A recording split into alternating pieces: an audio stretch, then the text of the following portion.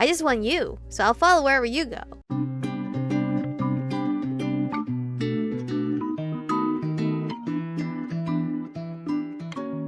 Hello, Aromas. This is Aromie here. Welcome back to Red Embrace Hollywood. We are here, brand new day, or it's about to be a brand new day because we're gonna go to sleep. I really am worried about Markus, to be honest. It had been a long, tiring night. Charisse gave me a long list of errands to run and messages to deliver to her allies, neutral parties, and even enemies. Wow. I'm just out there. A few of the missions had gotten a little dangerous, but I managed to escape unscathed. I still had a few hours until sunrise, so I was getting ready to leave the hotel again after my report. I was in sore need of some well-deserved relaxation or a comfortable chat. "Excuse me, Michiko." The lobby clerk called out to me as I passed by, offering an uncomfortable smile when I turned around. "Somebody left something for you just a few hours ago. I don't know who it was, but it just kind of appeared behind the front desk earlier, and it's got your name on it." I hope it's not a bomb. That's literally what I thought, so... no, it's definitely not a bomb. He let an awkward laugh, bending down and pick up the package and hand it over to me. Alright, the box is completely transparent, which meant I could see the huge neon pink glittery dildo resting comfortably inside. Excuse me! Obviously it was from Markus, but knowing Markus, he wouldn't send me something like this without a reason. It's transparent? Like, wow! Fucking privacy. We hadn't spoken after I attacked 2 nights ago, so I had a feeling this was meant to be a message. More than likely he wanted me to visit him, probably without alerting Charisse. Imagine seeing that under the desk and be like, what in the fuck?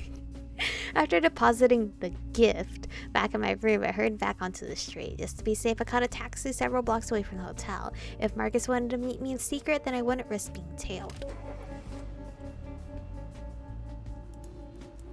This time, no one was leaving blood and roses when I arrived. Instead, a red closed sign glowed dimly in the window, flickering on and off. But the door was unlocked, so I quickly slipped inside. Time to blur everything again. Somehow the shop seemed cold, less welcoming than it had before. A dark stain on the carpet served as a reminder of the attack, making the atmosphere strangely oppressive. Even the mannequin felt unnerving somehow. Its painted eyes staring at me without emotion, without anything at all. "I see you received my message." A deep voice murmured from somewhere out of sight, more solemn than usual. "Hi, Markus!" Moments later, Markus emerged from the shelves, his glasses reflecting the light.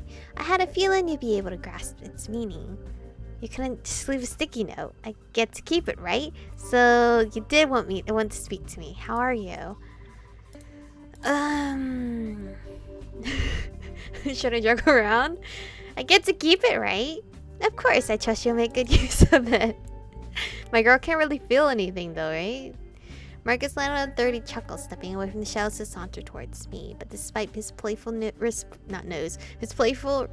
I noticed that he looked subtly different from his usual self. His cheeks seemed more hollow, his eyes tired and sunken, and even his smile drooped lethargically. "Where have you been?" Markus stopped beside me, hesitating. "You're hesitating? I'm not used to a Markus that isn't confident in anything. Like, he's always like just has this air to him. I knew that whatever he was going to say, it probably wouldn't be good. I don't want to hear it then." "Something strange is happening, Michiko. Something has changed. It's still changing within me."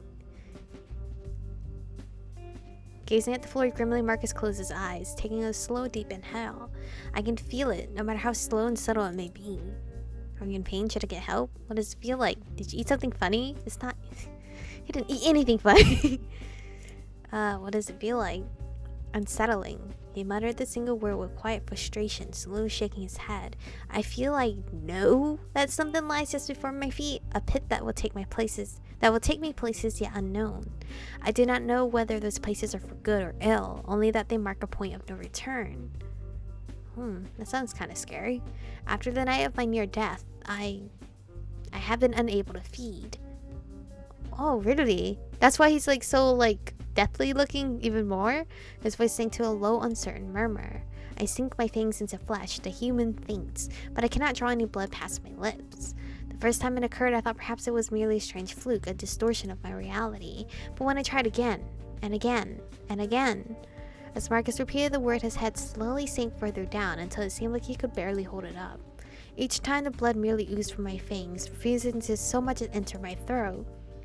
Confused, terrified, I attempted to drink it from a cup.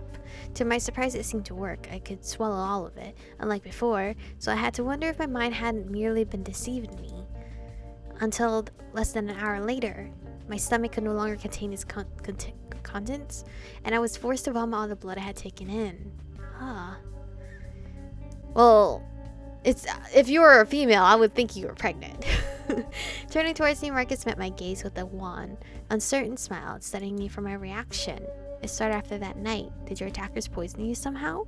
That's bizarre. Has anything else in your body changed? I don't think they poisoned him. I don't think they're that smart. That's bizarre. Has anything else in your body changed? He shook his head, glancing down at himself as if to make sure. No, I remain a vampire. The sun will likely ruin me, my eyes stricken with visions. My body is cold and my heart will not beat. But I can no longer drink our sole sustenance, and already the hunger begins to pull me from inside. A shudder visibly racked his lanky body, sudden and uncontrollable. Maybe the fight of like all the blood he saw kind of like traumatized him, so now he doesn't like the sight of it or the smell of it or the taste of any of it. Then after he took another deep breath, Markus refocused his pale gaze on my face. Tonight, a chance may arise to uncover what has dragged me towards starvation, but I called for you, Chico, not as mere support, but because our paths are inseparable, deeply intertwined. Is it? One of his hands reached out towards me, though his fingers never quite touched my body. Wherever I go, I am bound to try and take you with me, for I believe you too are in need of my destination. Really? I just want you, so I'll follow wherever you go. We will help each other. Of course, I'll help you no matter what, Markus, I promise. Help each other. Is there something wrong with me too? You're making it sound like I don't really have a choice. No, that's rude. Of course. I wonder if that resolve will last beyond tonight.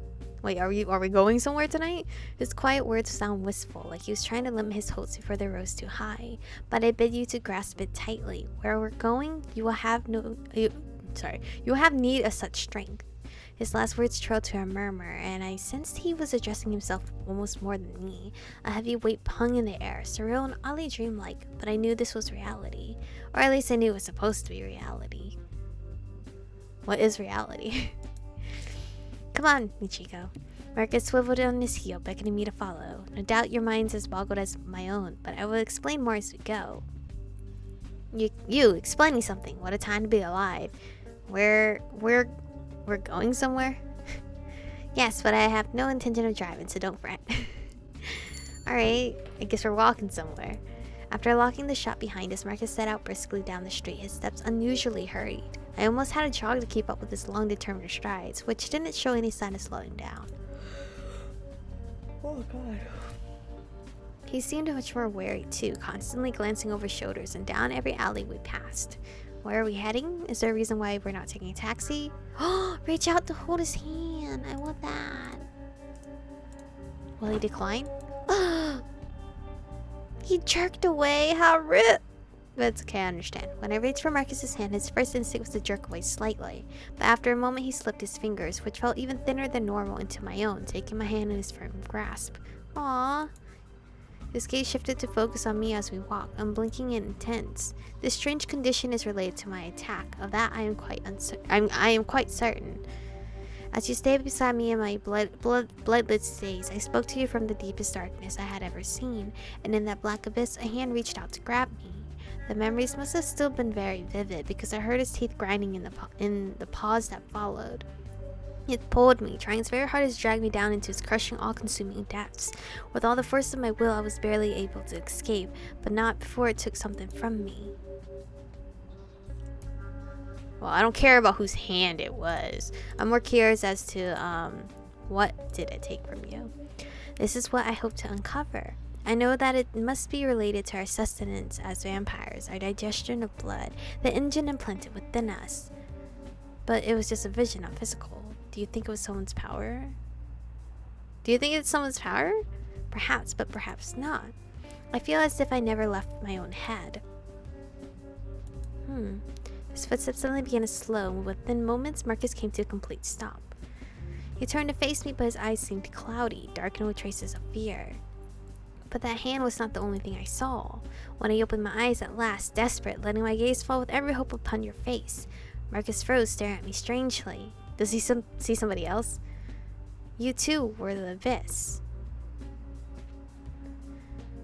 Then you're afraid of me? You mean I was faceless? That's fucking scary. Especially because I don't like no face. I don't understand. Then you're afraid of me. Averting his eyes for a moment, Markus fell silent. His own confusion seemed to bring him as much frustration as worry. I've never seen him, like, so defenseless.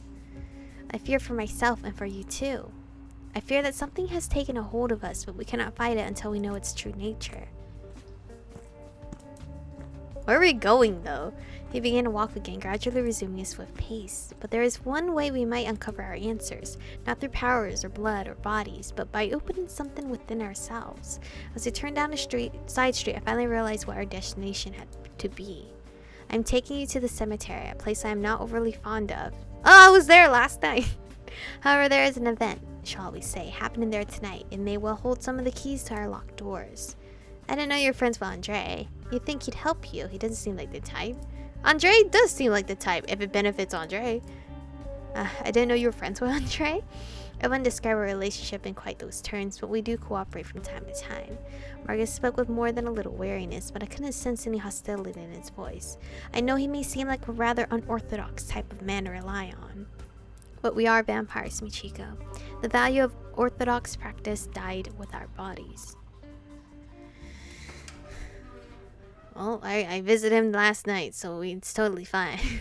We reached the graveyard before much longer, wandering cautiously inside. The tall lamps shined a corpse-colored light over the smooth path guiding us forward.